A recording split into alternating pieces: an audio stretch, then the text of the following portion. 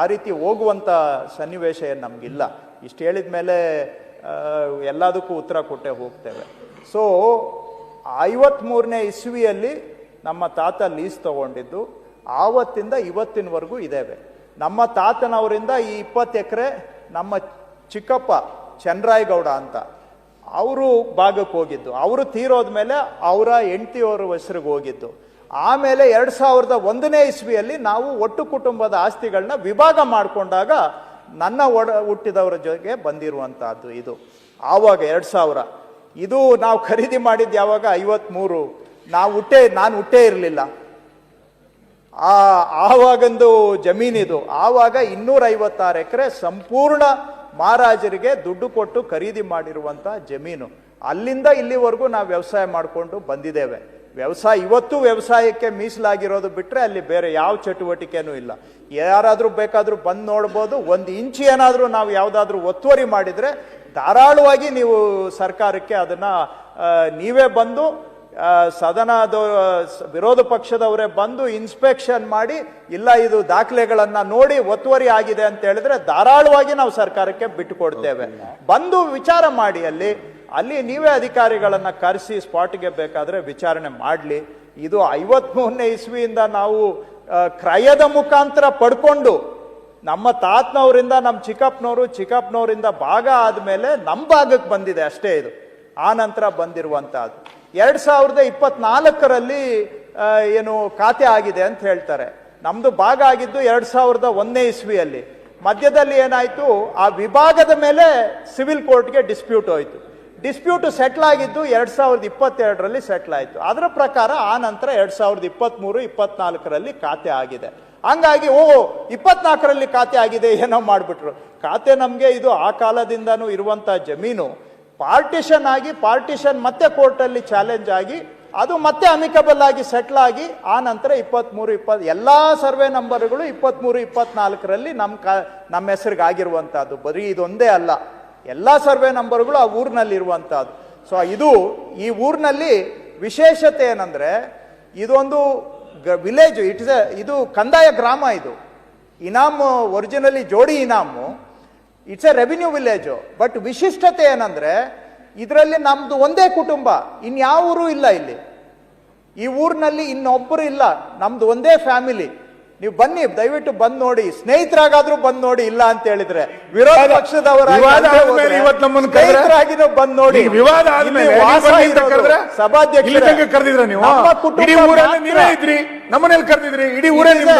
It is A 1 man holding village. ಇದು ಅಂದ್ರೆ ಏಕ ವ್ಯಕ್ತಿತ್ವ ಮಾಲೀಕದ ಊರು. ಇಡೀ ಊರು 256 ಎಕರೆ ಮತ್ತು ವಿಲೇಜ್ ಊರು ಅಂತ ಏನಿದೆ, ವಿಲೇಜ್ ಪೋರ್ಷನ್, ಇದರಲ್ಲಿ ಒಂದೇ ಕುಟುಂಬನೇ, ನಮ್ಮ ಕುಟುಂಬ ಮಾತ್ರ ವಾಸ ಇರ್ತಕ್ಕಂಥದ್ದು.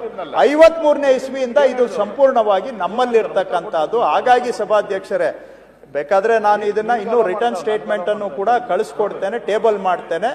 ಮತ್ತು ಬೇಕಾದ್ರೆ ವಿರೋಧ ಪಕ್ಷದವರು, ಮಾಧ್ಯಮದವರು ಬೇಕಾದ್ರೆ ಬಂದು ಅಧಿಕಾರಿಗಳ ತಂಡವನ್ನು ಜೊತೆಗೆ ನಾನು ತಮಗೆ ರಿಕ್ವೆಸ್ಟ್ ಮಾಡ್ತೇನೆ, ಅವ್ರು ತಯಾರಿದ್ರೆ ತಮ್ಮ ಸೂಚನೆ ಮೇರೆಗೆ ಬಂದು ಇನ್ಸ್ಪೆಕ್ಷನ್ ಕೂಡ ಮಾಡಲಿ. ಏನಾದರೂ ತಪ್ಪಾಗಿದ್ರೆ ತಪ್ಪು ಮಾಡ್ಕೊಳ್ಳಿಕ್ಕೆ ನಾವಂತೂ ಸದಾ ಸಿದ್ಧರಿದ್ದೇವೆ. ಇದು ನನಗಂತೂ ಸಂಬಂಧನೇ ಇಲ್ಲ. ಯಾವುದೋ ನಮ್ಮ ಪೂರ್ವಜರ ಕಾಲದಲ್ಲಿ ಅವ್ರು ಖರೀದಿ ಮಾಡಿ ಬಂದಿರುವಂಥ ಜಮೀನುಗಳು, ಅದನ್ನ ತಗೊಂಡು ಬಂದು ಇವ್ರ ಮೇಲೆ ಏನೂ ಸಿಗಲಿಲ್ಲ, ಏನೋ ಒಂದಷ್ಟು ಇವರು ಏನು ನಮ್ಮ BJP ಸ್ನೇಹಿತರು ಮೊನ್ನೆ ಮೀಟಿಂಗ್ ಮಾಡಿ ಡಿಸೈಡ್ ಮಾಡಿದ್ದಾರೆ ಇವ್ರನ್ನ ಟಾರ್ಗೆಟ್ ಮಾಡಬೇಕು ಅಂತ. ಆ ಟೈಮ್ಗೆ ಯಾರೋ ನಮ್ಮ ಜೊತೆಯಲ್ಲಿ ಅಕ್ಕಪಕ್ಕ ಇರೋರು ಕೂಡ ಇದೆ ನೋಡ್ರಿ ನಿಮ್ಗೆ ಅಂತೇಳಿ ನಮ್ಮವರು ಅಲ್ಲಿ ಅವ್ರು ಮಾತಾಡ್ತಾ ಇದ್ರಂತೆ. ಏನಪ್ಪ ನಿಮ್ಮವರೇ ರೆಡಿ ಆಗ್ಬಿಟ್ಟಿದ್ದಾರೆ ಅಂತ ಕೆಲವರು ನಿಮ್ಮವರು ಹೇಳ್ತಾ ಇದ್ರಂತೆ. ಕೇಳ್ಪಡ್ತೆ ನಾನು ಕೂಡ. ಕೆಲವು ಮಾಧ್ಯಮದವ್ರಿಗೂ ಫೋನ್ ಮಾಡಿ ಏನ್ರಿ ಇದ್ರ ಕಡೆ ಗಮನ ಕೊಟ್ಟಿದ್ದೀರಾ ಅಂತ ಕೆಲವರು. ರಾಜಕೀಯದಲ್ಲಿ ಇದೆಲ್ಲ ರಾಜಕೀಯದಲ್ಲಿ ಸ್ವಲ್ಪ ನಿಷ್ಠುರವಾಗಿ ನಾವೆಲ್ಲ ತಯಾರಾಗಿರ್ಬೇಕು, ಎಲ್ಲದಕ್ಕೂ ತಯಾರಿ. ತಪ್ಪು ನಪ್ಪ ಆಗಿದ್ರೆ ಅದನ್ನ ಸದಾ ತಿದ್ಕೊಳ್ಳಿ. ನಮಗೆ ನಂಬಿಕೆ ಇದೆ. ಕೇಳ್ತೇನೆ, ವಿಚಾರ ಮಾಡಿ ಏನಾದ್ರೂ ಹೇಳಿ, ಅದನ್ನ ನಾವು ಸರಿಪಡಿಸ್ಕೊಳ್ತೇವೆ. ಸನ್ಮಾನ್ಯ ಅಧ್ಯಕ್ಷರೇ, ಕೃಷ್ಣ ಬೈರೇಗೌಡರು ಈಗಾಗಲೇ ಮಾತಾಡಿದ್ದಾರೆ. ನಮಗೇನು ದಾಖಲೆಗಳು ಕೊಟ್ಟಿಲ್ಲ. ಅವ್ರ ದಾಖಲೆಗಳೆಲ್ಲ ಹೇಳಿದ್ದಾರೆ. ಮ್ಯಾಪ್ ಎಲ್ಲ ಕೊಡ್ತೀನಿ ಈಗಲೇ. ಅವ್ರಿಗೆ ಯಾಕೆ ಬಂತು ಅಂತ ಹೇಳಿದ್ದಾರೆ. ಓಕೆ, ಇಲ್ಲಿ ಆರೋಪ ಬಂದಿರತಕ್ಕಂಥದ್ದು ಕೃಷ್ಣ ವಿರುದ್ಧ ಭೂ ಕಬಳಿಕೆ ಆರೋಪ. ನನಗೂ ಗೊತ್ತಿರಲಿಲ್ಲ. ನಾನು ಬೆಳಗ್ಗೆ ಎದ್ದು ಪ್ರಜಾವಾಣಿ ನೋಡಿದಾಗ ಫ್ರಂಟ್ ಪೇಜಲ್ಲಿ ಬಂದ್ಬಿಟ್ಟಿತ್ತು. ಅದರಲ್ಲಿ ಕ್ಲಿಯರ್ ಆಗಿ ನಮ್ಮ ತಮ್ಮೇಶ್ ಗೌಡ, ರವಿಕುಮಾರು ಈ ಥರದವರು ಆಪಾದನೆಯನ್ನು ಮಾಡಿದ್ದಾರೆ. ಈ ಕೃಷ್ಣ ಅವರು ಒಪ್ಕೊಂಡಿದ್ದಾರೆ. ಬರೀ ಅವರಲ್ಲ, ನಮ್ಮವರು ಸ್ವಲ್ಪ ಇದ್ದಾರೆ ಅಂತ ಅವ್ರಿಗೂ ಗೊತ್ತಿದೆ, ಎಲ್ಲರಿಗೂ ಗೊತ್ತಿದೆ ಯಾರಿದ್ದಾರೆ ಅಂತ. ಈ ಅಸೆಂಬ್ಲಿಯಲ್ಲೇ ನಾವು ನೋಡಿದ್ದೀರಿ, ಅಲ್ಲಿ ದಾಖಲೆ ಹುಡುಕಿದ್ದಾರೆ.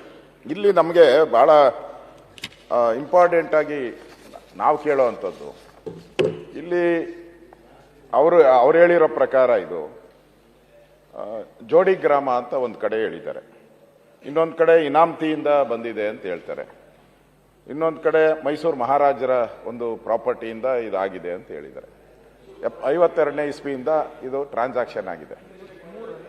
ಇದರಲ್ಲಿ ಆಪಾದನೆ ಬರ್ತಾ ಇರೋವಂಥದ್ದು ಒಂದು ಸರ್ವೆ ನಂಬರ್ 47, ಅದರಲ್ಲಿ ಇದು ಸ್ಮಶಾನ ಅಂತ ಇದೆ ಪಾಣಿನಲ್ಲಿ. ಸರ್ವೆ ನಂಬರ್ 47ರಲ್ಲಿ ಸ್ಮಶಾನ ಅಂತ ಇದೆ ಅಂತ ಆಪಾದನೆ ಬಂದಿದೆ. ಎರಡನೇದು ಸರ್ವೆ ನಂಬರ್ 46ರಲ್ಲಿ 26 ಎಕರೆ, ಅದರಲ್ಲಿ ಅದು ಕೆರೆ ಅಂತ ಬಂದಿರೋದು.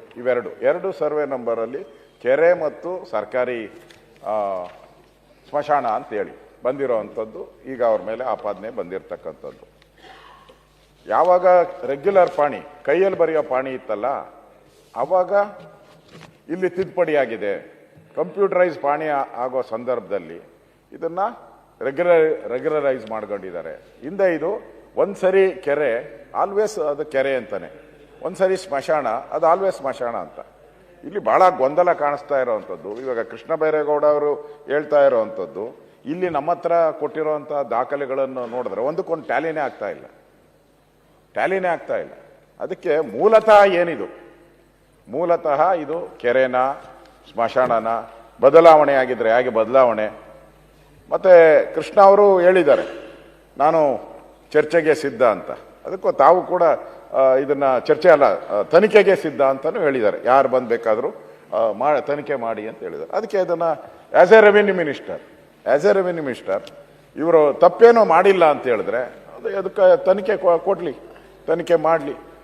ಈಗ ಒಬ್ಬ ಜವಾಬ್ದಾರಿ ಇರುವಂತ ಸಚಿವರವರು, ಅದರಿಂದ ಒಂದು ಸಣ್ಣ ತನಿಖೆ ಮಾಡಿ ಕ್ಲೀನ್ ಆಗೋಗ್ತೈತೆ, ಕ್ಲೀನ್ ಚಿಟ್ ಬರುತ್ತೆ.